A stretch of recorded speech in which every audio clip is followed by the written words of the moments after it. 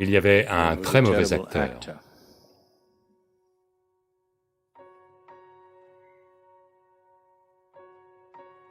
Un acteur vraiment nul qui jouait Hamlet.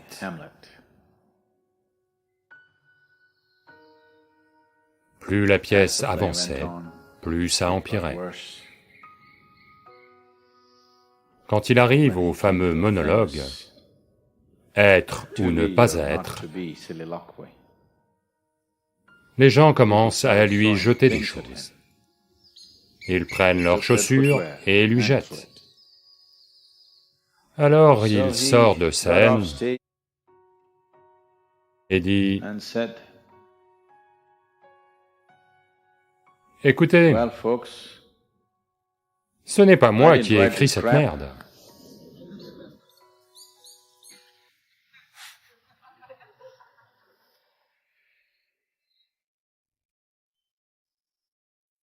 Tous les gens malheureux dans le monde pensent que quelque chose ne va pas dans la création. Tous les gens malheureux dans le monde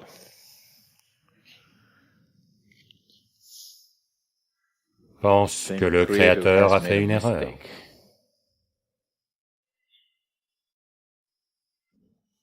Pour expliquer cette erreur, ou pour s'expliquer eux-mêmes à travers cette erreur,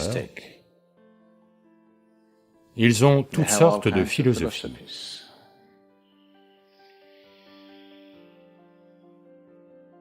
Toutes les philosophies sur la planète.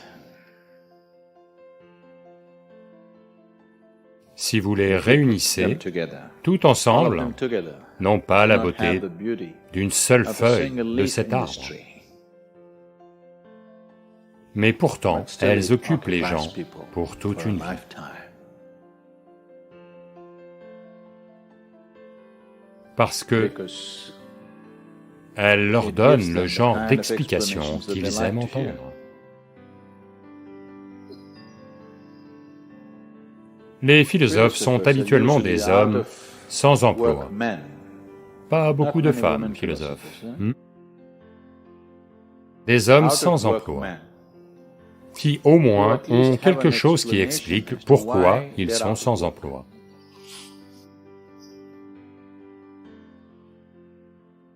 Donc ces hommes sans emploi, qui n'ont rien d'autre à faire ou rien d'autre à créer, continuent à brasser des philosophies.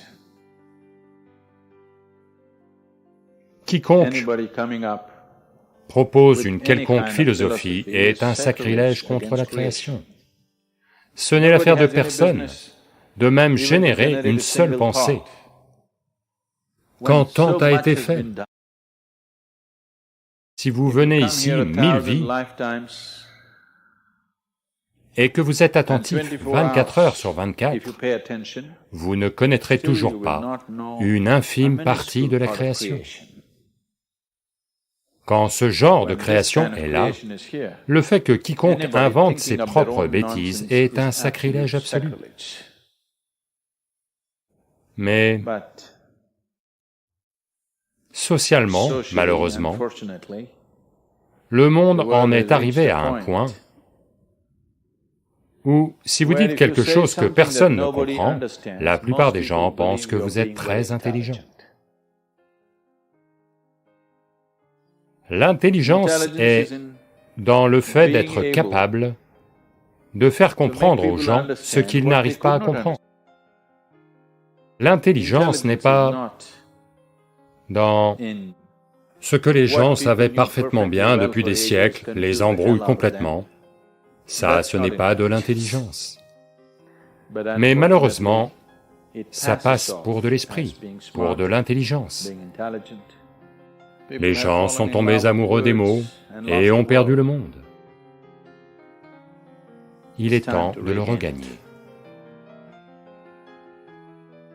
Si vous vous tenez au sommet du tas d'ordures de votre mental,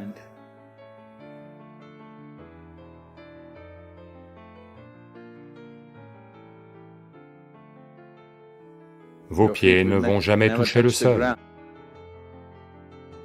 Si vos pieds ne touchent jamais le sol, vous n'allez jamais savoir ce que c'est. C'est pour cette raison que dans cette culture, où que vous alliez, vous voyez les gens s'étaler de tout leur long. Ils veulent que tout leur corps touche le sol, pas seulement les pieds. La plus grande partie de leur vie, ou la plus grande partie de la journée, la culture elle-même a été conçue de telle façon que vous marchez pieds nus, à moins d'aller sur un terrain accidenté. Parce que on veut que vous soyez en contact avec la terre. Si vous ne comprenez rien d'autre, si simplement vous vous asseyez comme ça pendant 10 jours, vous en saurez bien plus qu'en lisant 1 millier de livres. Parce que si vous restez juste assis comme ça, la terre-mère va s'infiltrer en vous, sans votre permission. Ne croyez pas cela. Elle n'a pas besoin de s'infiltrer, parce que tout comme ce petit brin d'herbe a jailli de la terre, vous aussi, exactement pareil, un peu mobile. Autrement, là, maintenant, en étant assis ici, vous êtes juste un monticule de terre. C'est tout ce que vous êtes. Vous pensez peut-être que vous êtes quelque chose, mais c'est tout ce que vous êtes. Et cela n'est pas petit. Si vous croyez être autre chose que cela, vous êtes petit. Autrement, vous êtes la planète elle-même, vous êtes la création elle-même. Donc, vous n'êtes qu'une bosse sur la planète. Et ne pensez pas que c'est petit. Les montagnes Veliangiri sont aussi une petite bosse sur la planète. L'Himalaya aussi est une petite bosse sur la planète. Vous aussi. C'est en étant en contact avec la réalité de toutes les façons possibles que l'on sera, pas en créant par la pensée des bêtises, qui peuvent passer lors d'un cocktail dînatoire. Existentiellement, ça ne passera pas. Ça peut passer avec une bande d'idiots que vous avez réunis autour de vous, sous forme de société. Ça ne passera pas aux yeux du Créateur. Si vous ne passez pas aux yeux du Créateur,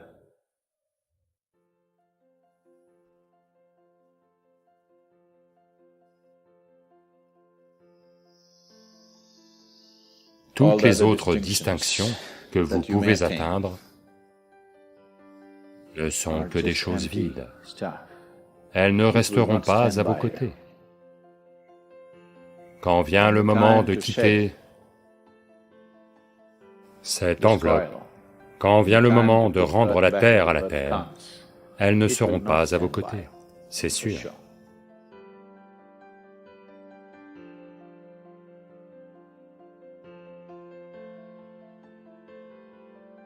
Sadhguru, la question suivante est de Sonia. Namaskaram Sadhguruji. Je suis de Berlin. Avec plus de silence à l'extérieur, les bruits intérieurs deviennent très bruyants. Pourriez-vous m'éclairer sur les vibrations intérieures et le son intérieur? Oh, de Berlin. Habituellement, les gens ne m'appellent pas Guruji, parce que Guruji est honorifique. Je suis très embarrassé par de telles choses. Sadhguru est une description. C'est comme dire orthopédiste, ou ophtalmologiste, ou gynécologue, ou neurologue, c'est exactement pareil. Sadhguru est juste une description. La description ne me dérange pas parce que Ça veut dire gourou sans éducation. Personne ne vient débattre des Écritures avec moi, parce qu'ils savent que de toute façon je ne les connais pas. C'est juste pour être sûr qu'on ne passe pas de temps à essayer de débattre et de discuter de choses dont on n'a pas la moindre idée et dont on ne s'est jamais préoccupé. Mais Guruji est un titre honorifique. Ne me faites pas ça. J'ai vécu d'une certaine manière, dans le sens où j'ai vécu de telle façon que les gens autour de moi sont toujours dans le doute. Qui est-il en fin de compte? C'est très important pour moi. Parce que s'ils font une quelconque conclusion, alors il est très difficile de travailler avec eux. Être incertain veut dire qu'au moins vous réalisez que vous ne savez pas. Ce qui est bien. Si quelqu'un parvient à le savoir à travers une expérience très profonde, ça me va. C'est un autre état. Mais il n'est pas nécessaire de tirer de belles conclusions sur quelqu'un. Il n'est pas nécessaire de tirer de mauvaises conclusions sur quelqu'un. Donc, tous les titres honorifiques viennent de là, du fait que les gens tirent des conclusions positives sur quelqu'un. La valeur de ce que je suis n'est présente que lorsque vous me regardez simplement, sans aucune conclusion. Vous verrez, vous serez extrêmement désorienté. Vous n'avez pas suffisamment prêté attention à moi, parce que la plupart du temps, vous me voyez assis ici, dans un satsang, ou dans ce genre de contexte. Donc, vous ne m'avez pas vu dans divers contextes. Si vous me voyez dans diverses situations, vous serez extrêmement désorienté, ce qui est très bien. Ça veut dire que vous êtes incapable de tirer une conclusion, parce qu'une conclusion est la mort. Une conclusion veut dire qu'il n'y a pas de possibilité. Si vous tirez une conclusion sur moi, sans le savoir, en tant que chercheur, vous allez tirer une conclusion sur vous-même. Ça veut dire que la recherche est terminée. Une fois que vous tirez une conclusion, où est la recherche? Vous pouvez vous dire chercheur, ça n'a absolument aucun sens. En ce qui concerne les vibrations à Berlin, eh bien, les vibrations extérieures se sont arrêtées, c'est ça qu'elle dit? Oh.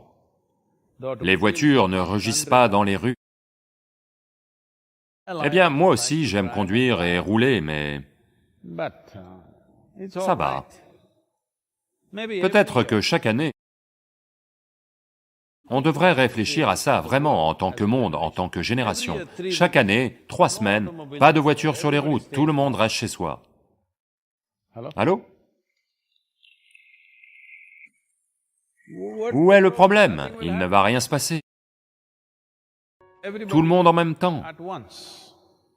Éteins toutes les fichues choses dans le monde, à l'instar des écoliers qui font une pause pour les vacances. Tous les êtres humains font une pause. Oh, toutes les autres créatures de la planète vont célébrer. Donc, si toutes les machines à Berlin se sont arrêtées, les voitures allemandes ne rugissent pas,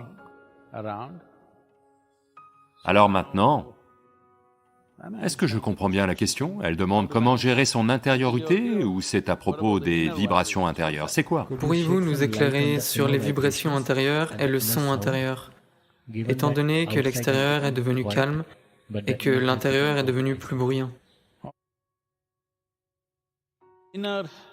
L'intérieur n'est pas devenu bruyant, il n'a jamais été bruyant. Il n'y a pas de bruit dans cette région. C'est juste que, comme vous n'êtes pas occupé, vous devenez préoccupé. La plupart des gens pensent habituellement qu'ils sont occupés, mais si vous regardez leur vie, 60% du temps, ils sont juste préoccupés par quelque chose. C'est comme ruminer l'herbe, vous savez? Ce qui s'est passé hier, vous le ruminez encore. Cette capacité n'est pas présente dans votre corps. Les vaches, les chèvres, les moutons, ils sont tous capables de manger aujourd'hui, et quelques heures plus tard, ils sont capables de le faire revenir et de mâcher l'herbe. Cette capacité ne vous a pas été donnée dans votre corps, donc vous l'avez créée dans votre mental. C'est un problème évolutif. Vous ne voulez pas arrêter d'être à quatre pattes. Vous voulez ruminer l'herbe du jour précédent. Dans le mysticisme d'Inde du Sud et en yoga, on observe les gens et s'ils ne font que profiter ou souffrir de ce qui a eu lieu dans le passé, du fait de leur activité passée, maintenant ils profitent de quelque chose, mais maintenant ils font tout à fait autre chose, sans comprendre qu'ils ne font que profiter de bienfaits passés et que ça pourrait s'arrêter à tout instant. On dit « Ayo pasaya sadam ». Pasaya sadam veut dire « vieux riz », c'est-à-dire que c'est de la vieille nourriture. On profite de la nourriture d'hier, ce qu'on a mangé hier en ce moment en termes d'énergie et de force, ça fonctionne encore dans notre corps. De même, ce qu'on a fait hier, ou il y a 10 ans, ou il y a une vie, peut-être qu'on en bénéficie encore. Mais si vous ne faites pas quelque chose en ce moment pour faire avancer cela, ça va s'épuiser. La vieille nourriture va pourrir au bout d'un certain temps. Ce qui était merveilleux va devenir horrible au bout d'un certain temps. Tout un tas de gens qui, soi-disant, réussissent dans le monde passent par là, à différents stades de leur vie. Ils vont profiter des résultats et des karmas du passé. Et ils pensent que tout va super bien, et maintenant ils vivent sans scrupules. Un jour, soudain, ça les frappe, pas nécessairement de l'extérieur, la plupart du temps ça vient de l'intérieur. Leur propre structure psychologique, leur propre corps font une telle chute qu'ils n'arrivent pas à croire que ça leur arrive. C'est parce que vous vivez de vieille nourriture. Il est important que vous cuisiniez de la nourriture fraîche tous les jours, c'est très important. C'est la raison pour laquelle le karma actuel est très important. Je veux que vous compreniez qu'il n'y a pas de bruit dans votre intériorité, il n'y a pas de vibration dans votre intériorité, il n'y a pas de son dans votre intériorité. C'est uniquement dans votre tête. C'est parce que vous ruminez de la vieille herbe. Maintenant, si vous êtes occupé par des activités, vous allez oublier certaines des choses qui ont lieu dans votre tête aujourd'hui. Mais une fois vos mains inoccupées, alors vous verrez, ça va continuer. Donc que dois-je faire?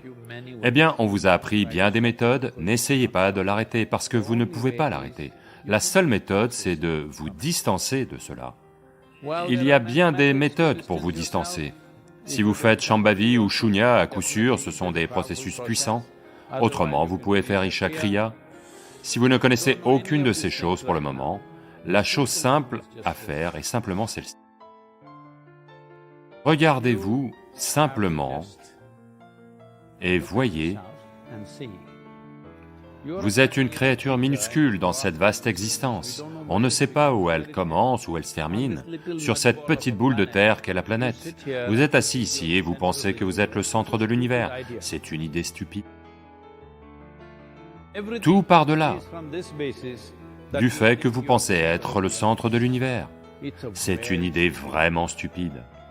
À partir de cette idée stupide, beaucoup d'idées stupides sont arrivées, qui sont considérées intelligentes socialement. Donc, regardez simplement vos pensées. Dans le contexte du vaste cosmos, maintenant le virus menace votre vie. Dans le contexte de votre nature mortelle, les choses auxquelles vous pensez, les choses que vous croyez être importantes, elles sont toutes stupides. Si vous voyez que votre mental, que vos pensées, vos émotions sont parfaitement stupides, naturellement vous allez créer une distance. Le problème, c'est que vous pensez qu'elles sont intelligentes. Et maintenant, quand elles vous dérangent, vous voulez les éloigner un peu. Non, tout ce que vous croyez intelligent va vous coller comme une médaille. Ça ne va pas partir. Ça ne va pas vous quitter. Dès l'instant où vous pensez que vous êtes intelligent, vos pensées ne peuvent pas vous quitter. Vous ne pouvez pas fermer les yeux et vous asseoir si vous êtes quelqu'un de très intelligent, sachez-le. Lorsque vous savez que vous êtes un fichu idiot, vous pouvez fermer les yeux et vous asseoir. En termes de vie, en termes d'existence, Vous n'êtes vraiment rien, ok? Socialement, vous pouvez être quelque chose. Entre idiots, les idiots vont briller. Ça ne veut rien dire en tant que vie. En tant que vie, demain, ce fichu petit virus peut vous emporter. Oui, vous et moi, je vous le dis. Il peut simplement nous emporter. Donc, quelles que soient les choses incroyablement intelligentes qu'on pense, ne veulent rien dire du tout. Si vous comprenez ceci, naturellement, il va y avoir une distance entre vous et votre processus de pensée. Une fois qu'il y a une distance entre vous et votre processus de pensée, ce que vous pensez n'a pas d'importance. Aucune.